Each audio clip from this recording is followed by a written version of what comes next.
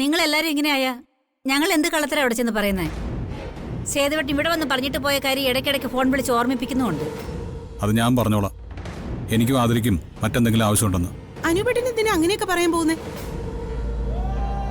നിങ്ങളുടെ എല്ലാവരുടെ മനസ്സിലുള്ള കാര്യം എന്താന്ന് എനിക്കറിയാം. അതൊക്കെ കഴിഞ്ഞു പോയ കാര്യങ്ങളല്ലേ. അങ്ങോട്ട് പോകുന്ന കാര്യം പറയുമ്പോ മാത്രം എന്തിനാ അതിനെക്കുറിച്ച് ഓർക്കുകയും അനാവശ്യ തീരുമാനം എടുക്കുകയും ചെയ്യുന്നേ? ആതിരെല്ലാം മറന്നു കഴിഞ്ഞു. അതുകൊണ്ടല്ലേ അജയനുമായിട്ടുള്ള മറ്റൊരു വിവാഹത്തിന് അവൾ സമ്മതിച്ചതും അതിന് തയ്യാറായതും. ഇനി ബാക്കിയുള്ളവരും കൂടി അതൊന്ന് മറന്നാ മതി. ആ സന്ദീപിനെ കുറിച്ച് ആതിരയേക്കാളും ഓർമ്മകളാ ഇവിടെ ബാക്കിയുള്ളവർക്ക്. അവന്റെ മുൻപത്തെ വിവാഹം ഓർമ്മയുണ്ടല്ലോ. അത് മുടക്കുമെന്ന് അർച്ചനയും സച്ചിയും ഈ വീട്ടിൽ വന്ന് പറഞ്ഞിട്ട് പോയി. അതെങ്ങനെയൊക്കെ മുടങ്ങുകയും ചെയ്തു. ഈ വിവാഹം ഉറപ്പിച്ചിട്ട് ഇന്ന് ഇത്രയും ദിവസമായി. ഇതുവരെ സച്ചിയോ അർച്ചനയോ വന്നില്ലല്ലോ മുടക്കവും പറഞ്ഞ്. എന്തുകൊണ്ടാ? അതൊന്നും ഇപ്പൊ ആരുടെ മനസ്സിലുമില്ല. അവനും ആതിരയും മറ്റൊരു ജീവിതത്തെക്കുറിച്ച് ചിന്തിച്ചു തുടങ്ങിക്കഴിഞ്ഞു. ഇനി ഇവിടെയുള്ളവരതൊക്കെ ഒന്ന് മറക്കാൻ ഏത് ക്ഷേത്രത്തിലാണാവോ നേർച്ചയിടേണ്ടത്?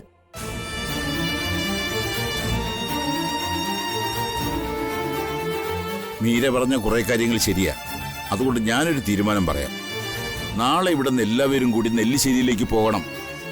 എല്ലാവരും എന്ന് പറഞ്ഞാൽ എല്ലാവരും.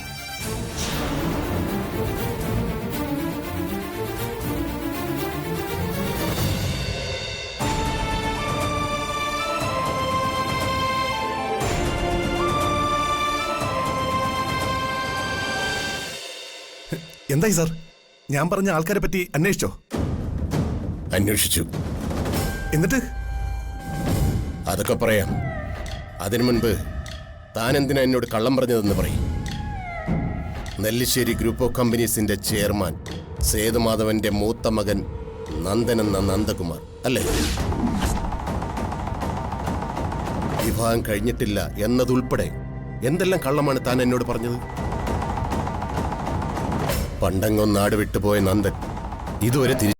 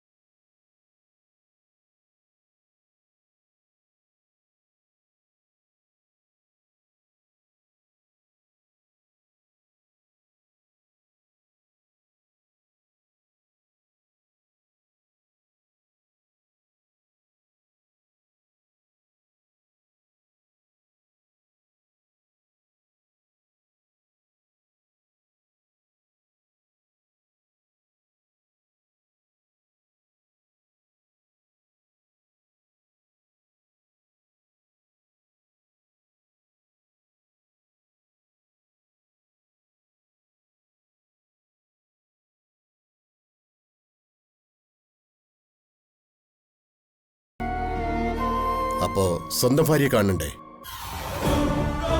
അതെ, അവളെയും കാണണം.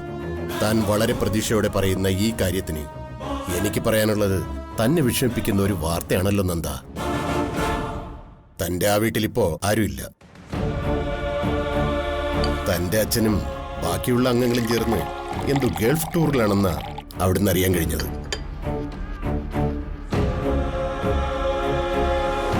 താൻ അവിടെ ചെല്ലുമ്പോ താൻ കാണാൻ ആഗ്രഹിച്ച ആരും തന്നെ അവിടെ ഇല്ലാന്ന് മാത്രമല്ല, വളരെ നിസ്സാരമായി തന്റെ ശത്രുക്കളുടെ കയ്യിൽ താൻ അകപ്പെടുകയും ചെയ്യും. അതുകൊണ്ട് അവിടെ എല്ലാവരും ടൂർ കഴിഞ്ഞ് വരട്ടെ, എന്നിട്ട് പോയാൽ മതി. മാത്രമല്ല, താൻ ഇതിനോടകം മരിച്ചുപോയിന്ന് ആ വീട്ടിലുള്ള ആരെങ്കിലുമൊക്കെ കരുതിയിട്ടുണ്ടാവും. കാര്യങ്ങളൊക്കെ ബോധിപ്പിക്കാനും എല്ലാം പറഞ്ഞ് മനസ്സിലാക്കാനും എല്ലാവരും ഉള്ള സമയം തന്നെയാണ് നല്ലത്. ഇത്രയും വർഷം കാണാതിരുന്ന് കാണുമ്പോൾ സന്തോഷം മാത്രമല്ല ഉണ്ടാകുന്നത്. നമ്മൾ ചിന്തിക്കുന്നത് സന്തോഷത്തെക്കുറിച്ച് മാത്രമാണെന്നേ ഉള്ളൂ. നന്ദനെ പോലൊരാൾ ഇത്രയും നാൾ കഴിഞ്ഞ് പെട്ടെന്ന് പ്രത്യക്ഷപ്പെടുമ്പോൾ നാട്ടുകാരുടെ പല ചോദ്യങ്ങൾക്കും ഉത്തരം പറയേണ്ടി വരും. വീട്ടിലുള്ളവർക്ക് പല സംശയങ്ങളും കാണും. പോലീസ് അന്വേഷണവും ഉണ്ടാവും. അതൊരു വലിയ വാർത്തയാകും. ഇതെല്ലാം ഫേസ് ചെയ്യാൻ മനസ്സിനെ പാകപ്പെടുത്തിയിട്ടേ പോകുന്നതിനെ കുറിച്ച് ചിന്തിക്കാവൂ. എന്തായാലും തന്റെ വീട്ടുകാരൊക്കെ തിരികെ വരട്ടെ, എന്നിട്ട് തീരുമാനിക്കാം നമുക്കെല്ലാം.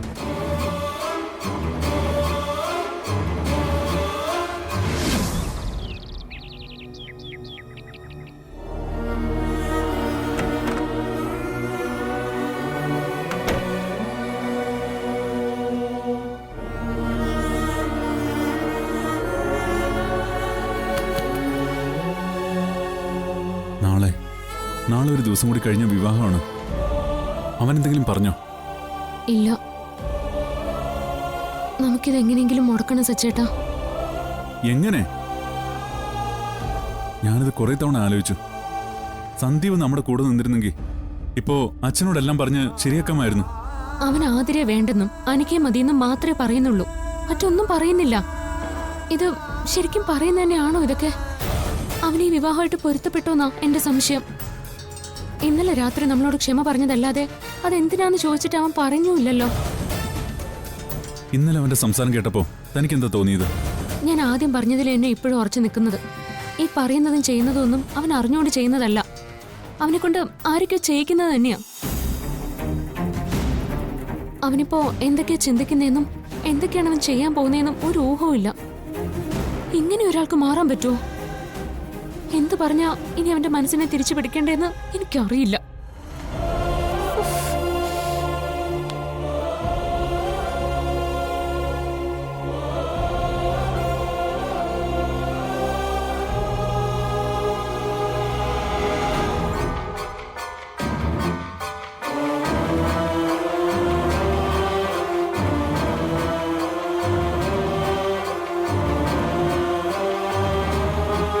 വിവാഹത്തിന് അവന് പൂർണ്ണ സമ്മതമാണെന്നറിയാൻ, ആതിരെ മറക്കാൻ അവൻ തയ്യാറാണെന്നറിയാൻ ഞാനൊരു വഴി കണ്ടുവച്ചിട്ടുണ്ട്.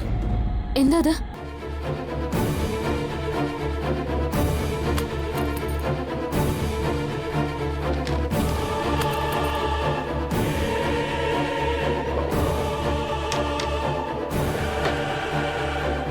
അത് തന്നെ. ഇത് നമ്മുടെ അവസാനത്തെ കച്ചിത്തുരുമ്പാണ്. ഇവിടെ നമ്മൾ തോറ്റുപോയ പിന്നെ നമുക്കെല്ലാം നോക്കി നിൽക്കാനേ കഴിയൂ. താമ്പ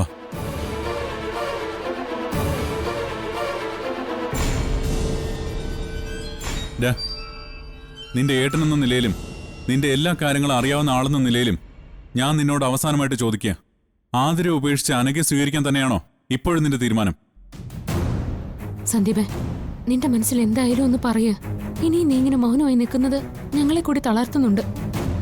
നാളെ ഒരു ദിവസം കൂടി കഴിഞ്ഞാ നിന്റെ വിവാഹോ? നീ ഇന്നലെ പറഞ്ഞതിന്റെ പ്രകാരമാണെങ്കിൽ കുറെ കുറ്റബോധമുണ്ട് നിന്റെ മനസ്സിൽ. അതെന്താണെന്ന് നീ പറയാത്തോണ്ട് തന്നെ ഞങ്ങൾക്കത് അറിയേയില്ല. നിന്റെ തീരുമാനം എന്തായാലും പറയാ. അവസാനമായിട്ടാ ഞങ്ങൾ ഇതും പറഞ്ഞ് നിന്റെ മുന്നിലേക്ക് വരുന്നത്.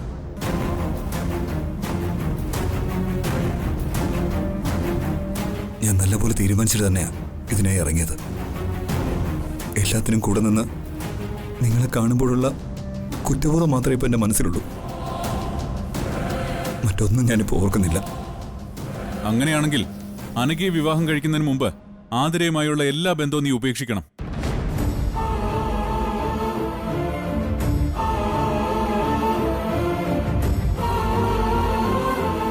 മനസ്സിൽ നിന്ന് എടുത്ത് കളയാനും അവളെ മറന്നു കളയാനും നിനക്ക് എളുപ്പം സാധിച്ചു എന്ന് വരും.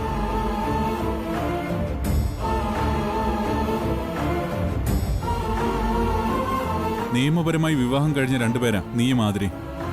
അപ്പോ നിയമത്തിന്റെ മുന്നിൽ ഭാര്യയും ഭർത്താവും. അനഘയുടെ ജീവിതത്തിലേക്ക് നീ കയറി ചെല്ലുമ്പോ ആതിരയുടെ ജീവിതത്തിൽ നിന്നും നീ ഇറങ്ങിപ്പോണം. എല്ലാ അർത്ഥത്തിലും നീ ഇതിലൊന്ന് സൈൻ ചെയ്തു തരണം. നിന്റെ ആതിരയുടെ വിവാഹബന്ധം വേർപെടുത്താനുള്ള നിന്റെ സമ്മതപത്രം.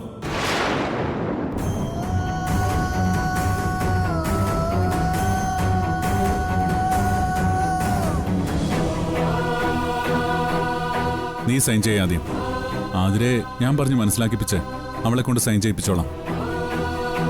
നീയല്ലേ വേണ്ടെന്ന് ആദ്യം തീരുമാനിച്ചത്. അതുകൊണ്ട് നീ ആദ്യം സൈൻ ചെയ്യും.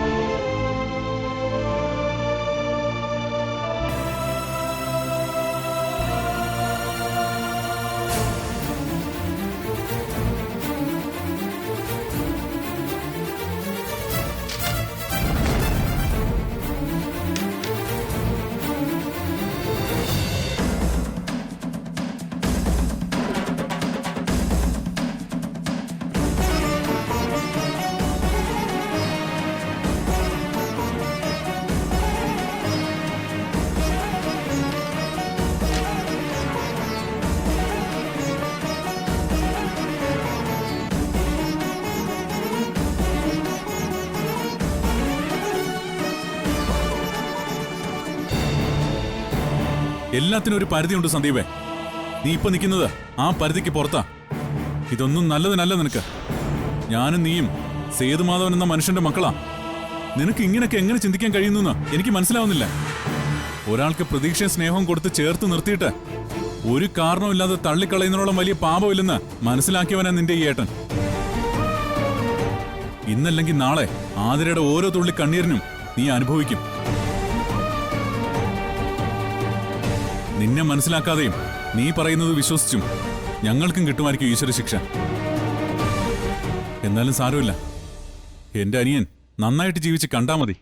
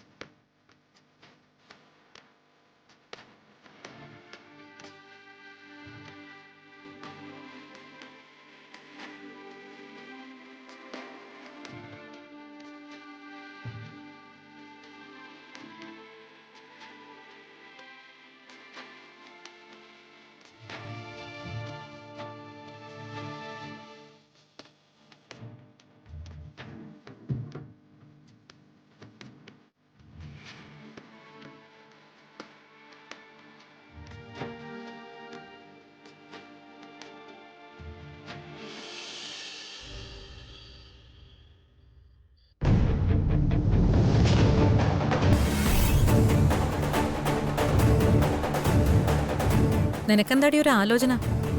സാധാരണ വിവാഹത്തിന് 2 ദിവസം മുമ്പ് പെൺകുട്ടികൾ സ്വപ്നലോകത്തായിരിക്കണം. അത് നീയാവുമ്പോ സ്വപ്നം കൂടുതൽ കാണണം. എത്ര നാടകങ്ങൾ കളിച്ചിട്ടാ നിന്റെ ആഗ്രഹം സാധിക്കാൻ പോകുന്നേ? സ്വപ്നം കണ്ടതെല്ലാം നടക്കാൻ പോകുന്നു അറിഞ്ഞിട്ടും നിനക്കെന്താ ഒരു സന്തോഷമില്ലാത്ത? ചേച്ചി, എനിക്ക് നല്ല ടെൻഷനുണ്ട്. എന്തിന്? ഈ വിവാഹത്തെക്കുറിച്ച് ഓർത്തിട്ട്. 2ാം തവണയാണ് ഞാൻ ഇതിനായി ഇറങ്ങാൻ പോകുന്നേ. ഇനിയും പഴയതുപോലെ എന്തെങ്കിലും സംഭവിച്ചാ? സംഭവിക്കില്ല. ഞാനങ്ങനെ ഉറപ്പു പറയുന്നതിന്റെ കാരണം നിന്റെ മുടങ്ങിയ വിവാഹത്തിന് മുന്നിൽ ഒരുപാട് പ്രതിസന്ധികൾ ഉണ്ടായിരുന്നു. അർച്ചനയുടെ എതിർപ്പ് മുതൽ സന്ദീപിന്റെ ഇഷ്ടക്കേട് വരെ. ഇപ്പൊ നമ്മുടെ മുന്നിൽ അങ്ങനൊന്നും ഇല്ല. വളരെ ശാന്തമാണല്ലോ. ഇപ്പൊ ഇത് സാധാരണ എല്ലായിടത്തും നടക്കുന്ന ഒരു വിവാഹം. അതിനപ്പുറത്തേക്ക് ടെൻഷനാവാൻ ഒന്നും ഇവിടെ ഇല്ല.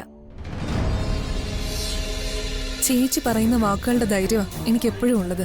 ഇപ്പോഴും അങ്ങനെ തന്നെയാണ് ഞാൻ വിശ്വസിക്കുന്നത്. നീ അങ്ങനെ തന്നെ വിശ്വസിച്ചാ മതി. ഇനി ഈശ്വരൻ നേരിട്ടിറങ്ങി ഇവിടെ വന്ന് ഈ വിവാഹം മുടക്കിയാൽ ഇത് മുടങ്ങും. അങ്ങനെ വന്നാലും ഈശ്വരന്റെ കയ്യിൽ നിന്നും നിനക്ക് ഞാൻ സന്ദീപിനെ വാങ്ങിത്തരും, നിന്റെ ഈ ചേച്ചി. നീ ധൈര്യമായിട്ടിരുന്നോ. വിവാഹം കഴിഞ്ഞ് ഞാനും സന്ദീപ് ഈ വീട്ടിൽ തന്നെ കഴിയണോ, അതോ ഈ പാറകളുടെ ഇടയിൽ നിന്ന് എങ്ങോട്ടെങ്കിലും പോകണോ? അവനോടൊപ്പം കുഞ്ഞും കുട്ടികളൊക്കെയായി സമാധാനപരമായൊരു ജീവിതമാണ് നീ ആഗ്രഹിക്കുന്നെങ്കിൽ ഇവിടെ നിൽക്കരുത്. കാരണം ഈ വിവാഹത്തോടെ പിന്നെ ഇവിടെ ആർക്കും സമാധാനം കൊടുക്കാൻ ഞാൻ ഉദ്ദേശിച്ചിട്ടില്ല. നിന്റെ ഭർത്താവായതുകൊണ്ട് മാത്രം സന്ദീപിനെ വെറുതെ വിടുന്നേ ഉള്ളൂ. ഒരറ്റത്തുനിന്ന് ഞാൻ പകരം ചോദിച്ചു തുടങ്ങുമ്പോ ചേച്ചി ചെയ്ത കൊടും കുറ്റങ്ങൾക്ക് അനിയത്തിയായ ഭാര്യയോട് ക്ഷമിക്കാൻ സന്ദീപിന് കഴിയണമെങ്കിൽ നിങ്ങൾ ഈ വീട്ടിലും നാട്ടിലും നല്ല ഈ ഇന്ത്യ മഹാരാജ്യത്ത് തന്നെ ഉണ്ടാവരുത്. ചേച്ചി അനിയത്തിയെന്ന നമ്മുടെ ബന്ധം അതോടെ വേർപെടുകയും ചെയ്യും. ചേച്ചി, ഈ വിവാഹത്തോടെ എല്ലാം മനസ്സിൽ നിന്ന് കളഞ്ഞൂടെ? എന്നിട്ട് സമാധാനമായിട്ട് ജീവിച്ചൂടെ? എന്റെ സമാധാനത്തിന് വേണ്ടിയാ ഞാൻ ഈ കുടുംബത്തെ ചുട്ടരിക്കാൻ പോകുന്നത്.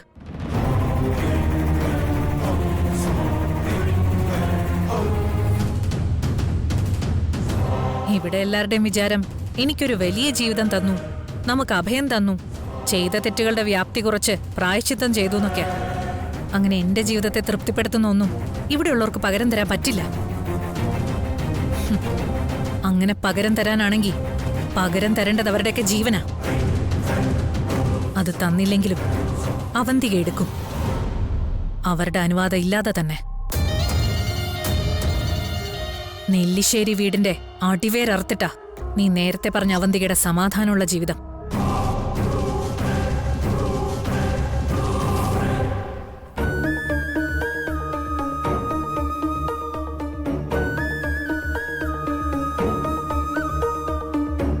എൻ്റെ ഏറ്റവും വലിയ ആഗ്രഹങ്ങളിൽ ഒന്നായിരുന്നു എന്തൊക്കെ സംഭവിച്ചാലും ഏത് പ്രതിസന്ധിയിലായിരുന്നാലും തൻ്റെ കണ്ണ് നിറയാതെ നോക്കണമെന്നുള്ളത്.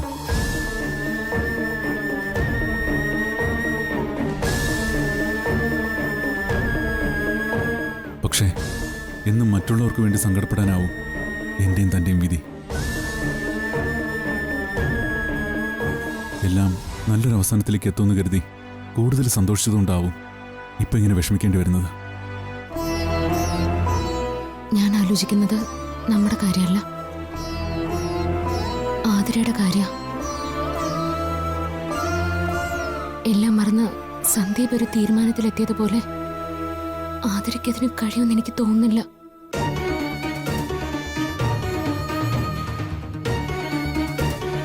ഇനി അങ്ങോട്ടുള്ള അവളുടെ ജീവിതം എങ്ങനെയാവുമെന്ന് എനിക്കറിയാം. തീർത്തും അപരിചിതനാകാൻ പോകുന്ന ഒരാൾ കെട്ടിയ താലിയും കഴുത്തിലിട്ട് കണ്ണീരിലാഴ്ന്നു പോവും അവളുടെ ജീവിതം.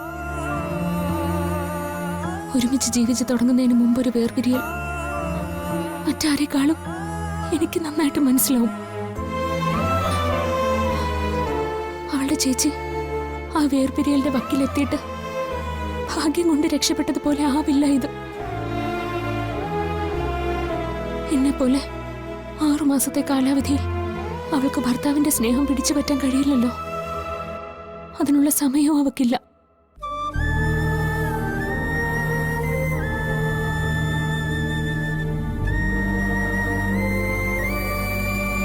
എന്റെ ജീവിതം ആദ്യം പോയത് എങ്ങോട്ടാണോ അതേ കരയിലേക്കാ ആതിരയുടെ ജീവിതവും ചെന്നടിയാൻ പോകുന്നത്.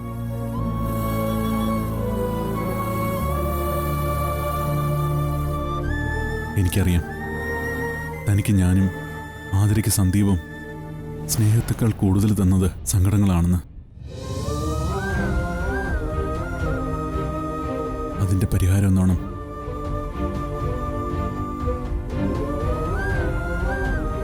ഞാനിപ്പോ എല്ലാത്തിനേക്കാൾ കൂടുതലായി തന്നെ സ്നേഹിക്കുന്നുണ്ട്.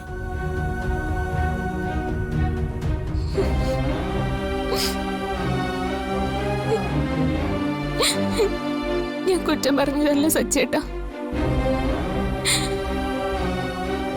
ഇത് വിധിയായാലും മറ്റെന്തായാലും ചോദ്യചിഹ്നമാവുന്നത് ആതിരയുടെ ജീവിതമല്ലേ. അതാലോചിച്ചപ്പോ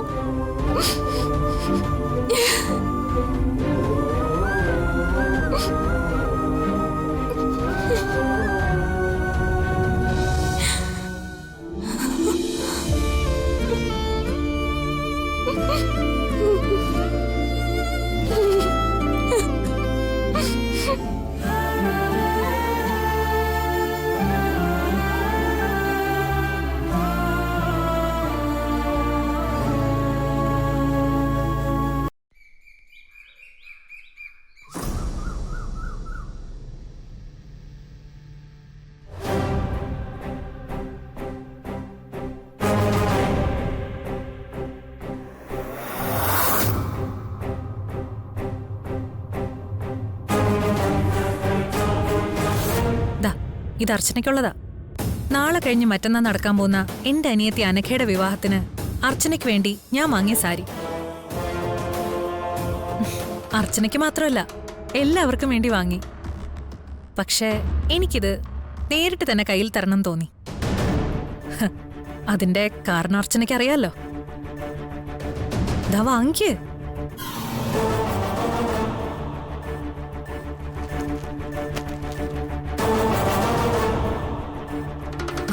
തനിക്ക് എന്നോട് ദേഷ്യം തോന്നിയിട്ട് ഒരു കാര്യമില്ല അർച്ചന. ഞാൻ നിരപരാധിയായി ഇക്കാര്യത്തില്. തന്റെ മുമ്പിൽ വെച്ച് ദാ ഇവിടെ വെച്ചല്ലേ സന്ദീപ് പറഞ്ഞത് ഞാൻ അവനെ ഒരു തരത്തിലും ഭീഷണിപ്പെടുത്തിയിട്ടില്ലെന്ന്. വളരെ സൗഹൃദപരമായൊരു സംഭാഷണത്തിനാ ഞാനിപ്പോ കാണാൻ വന്നത്. തിരികെ പോകുമ്പോഴും അതേ സൗഹൃദം നിലനിർത്തണമെന്ന് എനിക്ക് ആഗ്രഹമുണ്ട്. നിങ്ങൾ കൂടുതൽ നല്ല പിള്ള ചമയണ്ട. എനിക്കറിയാം നിങ്ങൾ എന്തോ ചെയ്തതിന്റെ ബാക്കിയാണ് സന്ദീപിന്റെ മനമാറ്റമെന്ന്.